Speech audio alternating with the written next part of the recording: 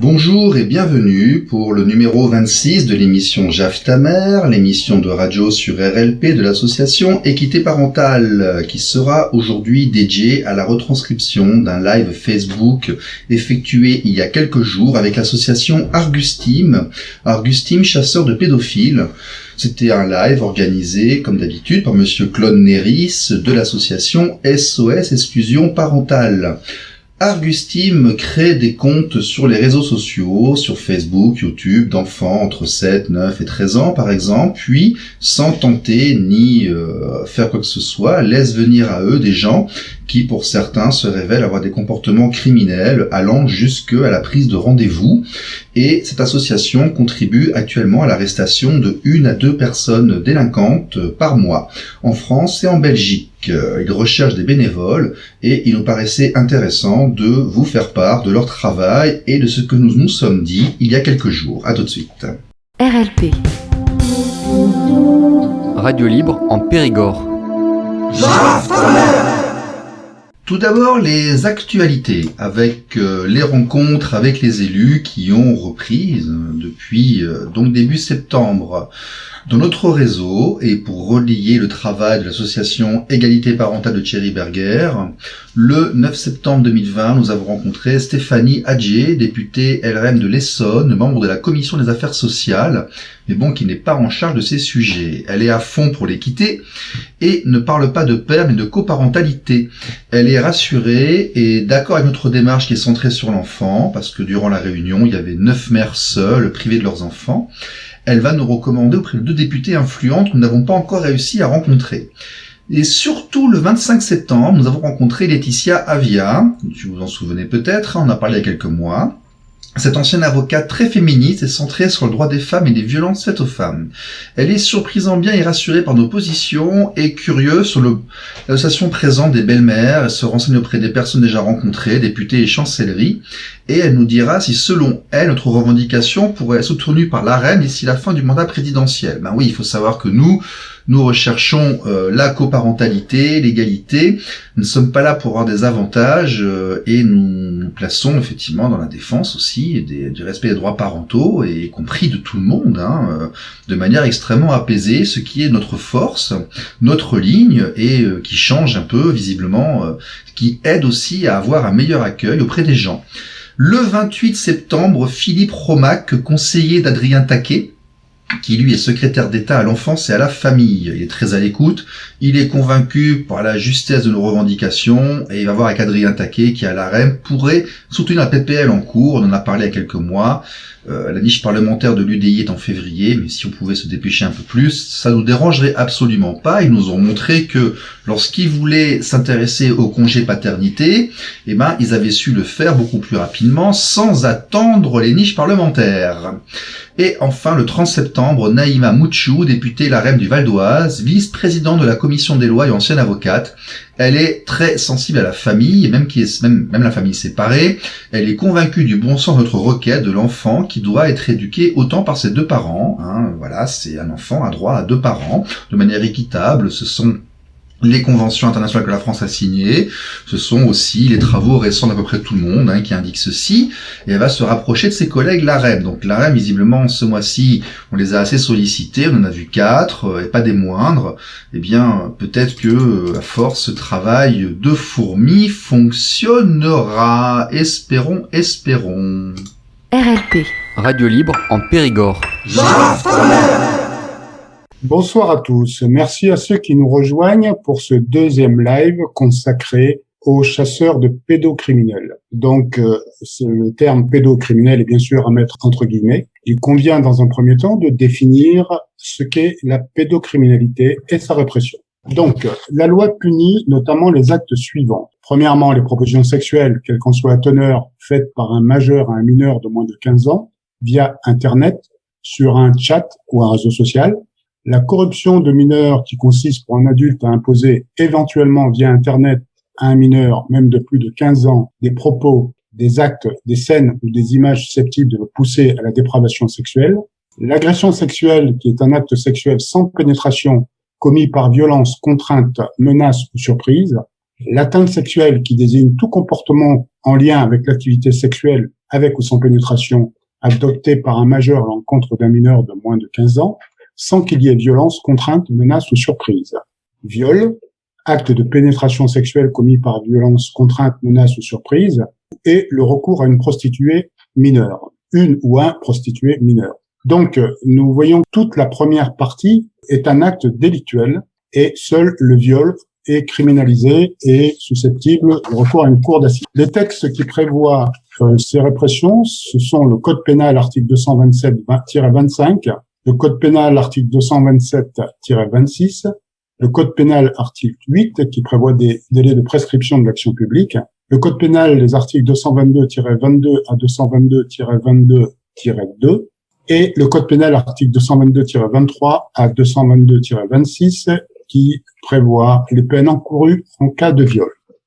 Donc, un nous merci aux gens qui nous rejoignent. Nous avons défini la pédocriminalité d'un point de vue légal et je tiens bien sûr à remercier les intervenants que je vais vous présenter. D'abord, l'association Argustime avec David et Lambert, et puis notre témoin préféré, Stéphane Lambert de l'association Équité Parentale. Donc, je vais passer la parole à Argustime, notamment à Lambert, pour qu'il nous parle un petit peu de ses actions. C'est d'abord nous qui allons te remercier de nous avoir invités et de nous mettre, en tout cas chez toi, dans la lumière. Juste une toute petite chose, tu nous avais présenté comme des chasseurs de pédocriminels. En aucun cas, on est des chasseurs, ni des traqueurs, ni des pêcheurs. Ça te mettrait en avant de la violence, ce qui est absolument pas notre cas. Ce que nous faisons principalement, et comme on vous l'expliquera, c'est faire des barrières entre les pédocriminels et les enfants, principalement sur le net, sur tous les réseaux sociaux d'une manière générale. Les pédocriminels avant étaient dans la rue, ils le sont encore. On est aujourd'hui comme les enfants, comme les adultes, comme tout le monde. Ils ont découvert les réseaux sociaux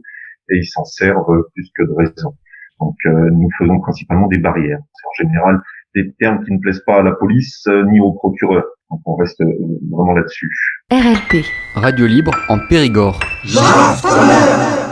Après cette petite introduction effectuée par Claude, qui est, nous le rappelons, un ancien policier devenu professeur de droit, l'association Argustime nous explique comment ils pratiquent et ils exercent sur Internet. Alors comment on fait? C'est pas très compliqué. Je vais revenir juste une petite précision quand tu as cité tes articles de loi. Effectivement, un adulte peut être condamné s'il fait des propositions, en gros, pour vulgariser, fait des propositions sexuelles à un enfant ou quelqu'un qui pense être un enfant. Et c'est là en fait que nous on rentre dans la faille. On a beaucoup d'enfants virtuels sur la toile, que ce soit TikTok, Snapchat, Facebook ou n'importe quel réseau social où il y a du monde. On a des enfants, on présente des enfants qui ont 10, 11, 12 ans, en tout cas qui d'une manière générale ont 15 ans ou moins pour rester sur la loi française, et en Belgique c'est 16 ans et moins. Et on laisse venir à nous des adultes qui manifestement vont très vite nous dévoiler leurs envies sexuelles à faire partager avec des enfants. C'est comme ça qu'on les laisse venir à nous, c'est eux qui font des demandes d'amis, c'est en aucun cas on va les inciter, en aucun cas nous on va leur faire des propositions, leur donner des rendez-vous, quoi que ce soit, tout vient toujours de leur part. Alors quand on le dit comme ça, évidemment les gens vont penser que c'est pas possible, vous avez tous des enfants, en tout cas je suis persuadé que la plupart des gens qui nous écoutent ont des enfants, et ils pensent que leurs enfants sont totalement en sécurité. Et pourtant, si vous surveillez un peu de plus près, que ça soit sur la PlayStation 4 que vous venez d'acheter à votre fils ou à votre fille, il y a plein de pédocriminels qui peuvent envoyer des messages à vos enfants, leur faire des propositions sexuelles, leur envoyer des photos pornographiques au début, et puis par la suite, très vite dériver sur un rendez-vous ou autre chose. Est-ce qu'on a besoin de monde? On a besoin tous les jours de monde. Je me demande même pourquoi il n'y a pas plus de gens impliqués dans ce domaine. Tout le monde va être outré du petit jeune qui vend une barrette de shit à la sortie de l'école, et tout le monde va vouloir s'en mêler, alors que personne ne défend réellement les enfants contre la pédocriminalité. Donc tu parles de bénévoles, oui effectivement, on est tous bénévoles, et on a besoin de gens pour nous aider. On vend sur notre site les moyens de nous aider, où on explique après un peu plus dans le détail comment on fait. Je vais pas livrer ce soir tous nos petits secrets, mais on a besoin de monde. Tous les jours, on aurait besoin de monde. Il faut se dire que si vous consacrez 10 minutes, un quart d'heure par jour, même si c'est pas tous les jours, on va dire 4-5 fois dans la semaine, un tout petit peu de ce temps, ça peut-être le temps que vous passerez pas sur votre Facebook personnel, et ben grâce à ça, vous êtes sûr qu'au moins une fois par mois, vous réussirez à faire arrêter un pédocriminel. Soit sur un rendez-vous qu'il aura donné à un enfant, soit même s'il donne pas de rendez-vous et qu'on a suffisamment de preuves de ses agissements, on ira déposer un dossier, nous, à la police ou au procureur de son domicile pour qu'il puisse être interpellé. On fait le profil d'un enfant, et puis après, tel un enfant, on va liker un chanteur, je ne sais, un magicien, des animaux, des machins. Nous, on va discuter avec personne. Hein. C'est eux qui viennent faire des demandes d'amis et qui viennent vous parler sur Messenger par la suite. Et alors, autre question, est-ce que dans les profils, vous mettez des photos qui pourraient être une nature provocante pour Jamais. Attention, Argustime, c'est pas un site pour pédocriminels. Hein. On les attire pas en leur proposant des gosses dénudés ou en maillot de bain ou quoi que ce soit. Hein. Jamais. Et on s'aperçoit très vite qu'ils ont absolument pas besoin de ça. Hein. Non, jamais.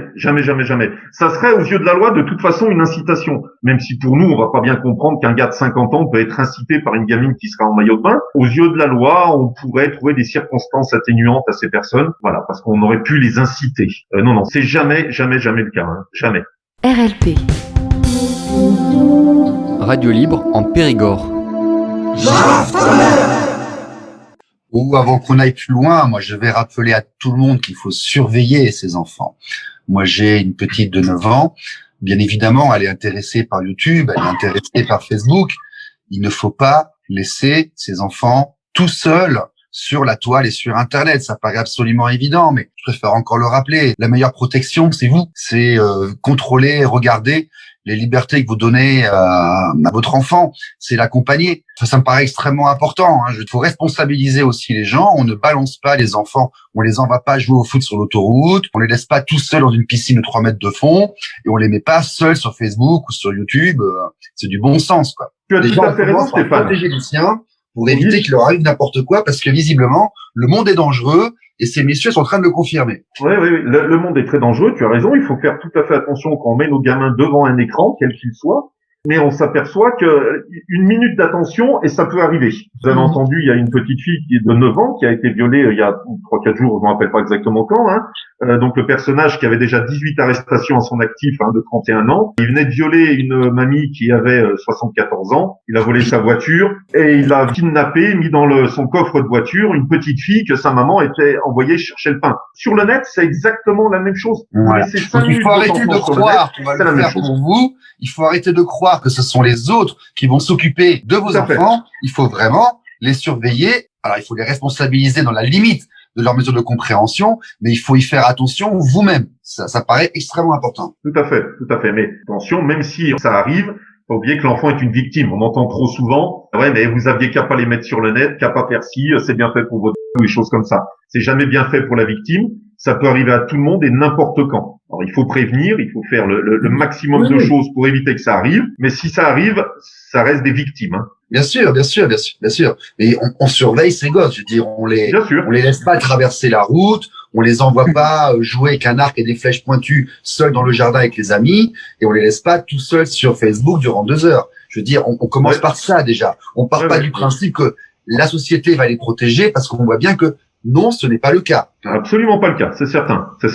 Il faut prévenir, c'est certain. Oui, tout à fait. La première protection contre la pédocriminalité, c'est parents et enfants. Ce qu'il faut, c'est apprendre aux enfants, s'il y a quelqu'un qui est beaucoup plus âgé que lui qui l'interpelle sur Internet ou dans la vie réelle, eh bien, que cette personne peut, bien sûr, être un pédophile, ou qu'on appelle nous un pédocriminel, parce que le terme de pédophile n'est pas vraiment le bon terme. RLP. Radio libre en Périgord. Et c'est environ à cet instant de la discussion que l'on se rend compte que le traitement de la protection des mineurs par la justice est aussi calamiteux dans ce domaine que dans le reste. Ce qui quelque part est rassurant, ce qui veut dire que ce que nous constatons, nous, dans la gestion horrible des conflits familiaux, ne nous est pas réservé. C'est pareil pour l'aide sociale à l'enfance, c'est pareil pour le juge des enfants, et visiblement, c'est pareil également pour le traitement de la pédophilie. Je vous laisse écouter. Vous avez réussi à aider à en interpeller combien ? Vous avez des chiffres, cher Augustine ? Ouais. On interpelle, si on était plus, ça serait entre 1 et 2 personnes par mois. Voilà. C'est énorme. C'est énorme. Alors, il est arrivé, et je citerai ni le nom ni la ville, qu'un procureur refuse de prendre un dossier. Alors tenez-vous bien, pourtant je lui ai amené la preuve que l'individu avait déjà violé et se vantait d'avoir violé un enfant de 10 ans. Nous, on est arrivé à prouver que c'était sa nièce. On a amené les preuves au procureur, hein. On a tout amené, tout. On avait même un rendez-vous avec cet individu. Donc j'avais pris contact avec la gendarmerie. Le rendez-vous se faisait au bord d'un lac. On a pris rendez-vous comme d'habitude, bien longtemps à l'avance, avec les gendarmes pour qu'ils puissent s'organiser, interpeller la personne. On avait tout donné le dossier au procureur. Il avait toutes les preuves de tout ce que nous on avait. Je vais même pas rentrer, je peux pas vous dire pourquoi le procureur a refusé de prendre de dossier. Le gendarme m'a rappelé pour me dire monsieur, il serait gentil d'annuler le rendez-vous. Je lui ai expliqué que c'était pas un meuble Ikea ou Darty qui venait me livrer une machine à laver. On m'a demandé d'annuler le rendez-vous, de laisser tomber, vous entendez bien. Comme chez Augustine, on est un peu tête de nœud, on a changé de région. Il se trouve que la tata qui amenait notre enfant virtuel au lac, on a changé notre histoire, on est allé dans une autre ville, et là le procureur nous a suivis, on avait un substitut du procureur qui nous a suivis. J'ai été sur place à l'intervention, attention, j'étais sur place mais j'interviens jamais, hein. Jamais, jamais. Il y a des policiers qui sont là pour ça, c'est leur travail.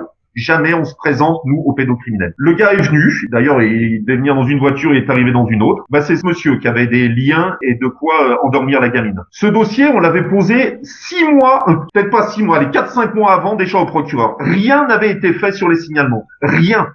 Heureusement, on est arrivé à le faire arrêter. France ou Belgique? C'est en France. En France, ça s'était passé. Attention, hein, la Belgique, c'est la même. Hein. J'ai déposé un dossier, là, je connais par cœur, le 4 février. Hein, j'ai déposé un dossier sur quelqu'un. Le 4 février. Hein. Aujourd'hui, on arrive fin septembre. La personne n'est toujours pas arrêtée. Hein. C'est une personne sur laquelle, avec David, on a bien travaillé. Il avait fait notamment, ce monsieur, une vidéo en live sur Facebook où il disait vouloir tuer des enfants et violer leurs cadavres. C'est ce qui l'excitait le plus que coucher avec une femme qui serait en surcharge pondérale. On a le dossier complet, tout.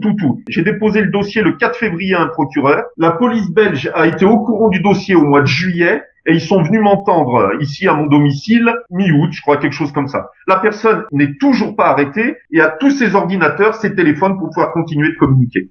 RLP. Radio libre en Périgord. Des vrais chiffres qui viennent de l'État français. Hein. En 2015, il y a eu 154 000 abus ou viols sur enfants. Hein. Donc là, on parle d'enfants qui avaient moins de 15 ans et moins. Hein. 154 000, hein, c'est quand même énorme. Hein. Ça représente, je reprends les termes de Combini News, hein, ça représente à peu près 2 enfants par classe. Hein. Vous êtes père de famille, 2 enfants par classe. Ça veut dire que dans chaque classe, il y a au moins 2 enfants qui ont été abusés ou violés. Dans toutes les classes. Voilà. Sur ces 154 000, il y en a seulement 4% qui vont porter plainte. Alors, c'est pas les enfants qui portent plainte, hein, on est bien d'accord. C'est les parents qui vont amener leurs enfants porter plainte. Alors, soit ils les amènent pas parce qu'ils ont décidé que c'est mieux de rien dire, parce que pour X ou Y raison. Enfin bref, seulement 4% sur 154 000. Sur ces 4% qui osent porter plainte, il y a seulement 30% de ces plaintes qui vont être instruites. Seulement 30, donc encore un tiers de moins sur ces 4%. Donc les autres ne sont pas instruites parce qu'il n'y avait pas assez de preuves, parce que les témoignages ne concordent pas, pour X ou Y raison, ou que l'enfant n'arrive pas à s'exprimer ou est traumatisé, je ne sais pas. Seulement 30%. Parce que le procureur n'a pas envie de poursuivre, tout simplement. Peut-être. Là, je ne rentre pas dans un clash avec les procs. En tout cas, on en est là. Et sur ces 30%, il y a seulement 10% qui vont aboutir. Et c'est là le chiffre dont parlait David. Seulement 10%. Donc, ça veut dire qu'en fait, si on soustrait tout ça, c'est 0,3% des victimes qui voient leur agresseur condamné. Alors attention. Mais monsieur, c'est pire que ça. J'ai plusieurs exemples via l'association, y compris des exemples proches. C'est que non seulement on n'instruit pas les plaintes, mais surtout on est culpabilisé. C'est-à-dire que vous allez voir les gendarmes, la justice, où vous dites « mon enfant a eu un problème à l'école » ou « mon enfant a un souci ici », ou on va vous dire que c'est de votre faute. J'ai même un cas, tenez-vous bien, l'expertise médicale dit que il y a une plaie. L'enfant est passé via pédopsychiatre à une audition avec miroir santin, il avait 6 ans à l'époque des faits, il confirme, on va classer parce qu'il n'y a pas de preuve. Et non seulement on classe parce qu'il n'y a pas de preuve, mais en plus, limite, c'est la faute des parents, c'est eux qui inventent et qui ont créé les choses. Et puis si jamais vous vous battez trop, l'enfant on vous le pique. Il y a aussi, ça peut aller jusque-là. Non, c'est quand même assez scandaleux. Le traitement de la sauvegarde de l'enfance, et je suis navré d'entendre que c'est pareil en Belgique, est quand même extrêmement scandaleux ici. Moi, j'ai plein de cas où c'est les parents, au bout du compte, qui ont dû déménager alors que leur Oui, enfant c'est ça. a été violé parce que la C'est victime ça. c'était le voisin ou des choses comme ça, et C'est qui ça. sont dans des cas catastrophiques. Et quand C'est ça. On leur dit, il faut déménager parce que c'est une histoire grave. Vous Oui. venez avec un fusil, vous partez, vous oubliez, Oui. alors circulez, il n'y a rien à voir. C'est la victime qui s'en va. Exactement. Et c'est de sa faute. Voilà. RLP. Radio libre en Périgord. Ouais, allez, on va y aller, on va saigner un petit peu là. Est-ce que vous qui êtes intéressé un petit peu à cet environnement, est-ce qu'il y a des réseaux? On parle de l'affaire Einstein, on parle de différentes choses, on a eu du trou à la Belgique. Est-ce que nous avons en France et en Belgique des réseaux? Parce que le nombre d'enfants qu'on n'a pas encore dit aujourd'hui, mais le nombre d'enfants qui disparaissent chaque année est assez élevé. Donc, y a-t-il des réseaux qui font ça? Et deux, quelles sont les forces qui poussent à l'abaissement de l'âge de consentement et à l'abaissement des difficultés de la loi? Qu'est-ce que vous avez vu en tant qu'observateur? Qui sont ces gens qui veulent légaliser la pédophilie, qui veulent pousser vers le refus des limites? Et est-ce qu'ils sont vraiment organisés? Parce que quand on entend qu'on veut baisser l'âge de consentement à 9 ans en France, j'ai cru entendre passer cette chose-là, c'est qu'il y a des forces derrière qui poussent. Je veux dire, nous, on essaie de faire passer la loi cette année, on n'y arrive pas, parce que on voit bien que la politique, les lois, c'est sujet des rapports de force, il y a des lobbies d'influence. Donc, si on entend qu'il y a des velléités pour baisser l'âge de consentement et dépénaliser, c'est qu'il y a des gens qui poussent derrière. Bien sûr qu'il y a des gens qui poussent derrière. Et tout Alors, ça, qui c'est? il faut bien comprendre que la pédophilie, elle dérange. Ça dérange. Ça fait mal, ça fait peur, ça dérange le kidam. Tout le monde, on veut pas en entendre parler. Et quand on entend parler, en fait, on fait pas grand-chose. Donc, oui, effectivement, c'est évident, c'est un problème politique par rapport à la gestion de la pédocriminalité. C'est certain. Je vais terminer en disant, j'ai ouvert une émission de radio là-dessus, que l'an dernier, l'association Enfants Disparus, là, nous indique qu'en France, il y a eu 49 422 enfants qui ont disparu en France. 50 000 mômes. C'est énorme. Pour être très précis sur ces chiffres, attention, oui, effectivement, c'est des déclarations d'enfants qui avaient disparu. Beaucoup ont été, je crois que c'est à peu près un tiers qui sont retrouvés dans les 24 heures, un autre tiers retrouvé très très rapidement également. Et après, des chiffres qu'on n'arrive pas, mais on sait pas, parce que à croire que l'État français aujourd'hui nous demande, quand vous allez manger au restaurant, de mettre votre adresse pour vous rappeler si jamais vous avez le Covid, ça ils savent faire. Mais on ne sait pas exactement combien d'enfants sont réellement disparus définitivement. Le chiffre que tu donnes, effectivement, c'est des enfants qui ont été déclarés. Il y en a qui ont fugué, il y en a c'est les parents qui les avaient kidnappés. On va dire que une grande majorité a été retrouvée, mais il y en a beaucoup. Mais on est à plusieurs milliers qui ont disparu. Oui, tout à fait. Sur les Plusieurs réseaux, milliers on qui est ont capable disparu. de perdre des gamins. Oui, On sait pas où ils sont. exactement. Et on les retrouve pas. On sait pas où ils sont. Regarde, l'affaire d'Estelle Mouzin, il nous aura fallu plus de 15 ans pour qu'enfin, mais une affaire abracadabra, enfin, on fasse des tests ADN sur le matelas où couchait Fourniret. Merci les gars, merci Augustine pour ce que vous faites. Merci bien. Juste une dernière petite chose. Si jamais vous avez quelque chose à signaler, n'oubliez pas le 119. En tout cas, ça existe partout en France. En France et en Europe. Vous avez également la plateforme Pharos qui peut recevoir vos témoignages, même si eux aussi sont jamais assez pour faire grand-chose. Pensez d'abord de toute façon à la légalité. Si vous avez quelque chose à témoigner, c'est d'abord à la police, la gendarmerie qu'on va se diriger, pas vers des associations comme la nôtre. Nous, on essaiera de faire ce qu'on peut. Mais quoi qu'il se passe, allez d'abord prévenir la police ou la gendarmerie. C'est eux qui pourront agir le plus rapidement si vous voyez quelque chose. N'oubliez pas tout ça. RLP. Radio libre en Périgord. Voilà, c'était l'épisode 26 de l'émission Jaf ta mère sur RLP. N'oubliez pas la rediffusion mercredi prochain à 16h. Ce live qui fait un peu plus d'une heure est disponible sur les pages Facebook des 3 associations, Argus Team, SOS Exclusion Parentale et l'association Égalité Parentale. N'oubliez pas non plus les podcasts de toutes les émissions de radio sur YouTube. Vous tapez Jaf ta mère sur Google ou sur YouTube ou sur votre moteur de recherche préféré et vous trouverez toutes les émissions de radio afin d'écouter les émissions précédentes. À la semaine prochaine, portez-vous bien et méfiez-vous des contrefaçons. Bye bye, au revoir.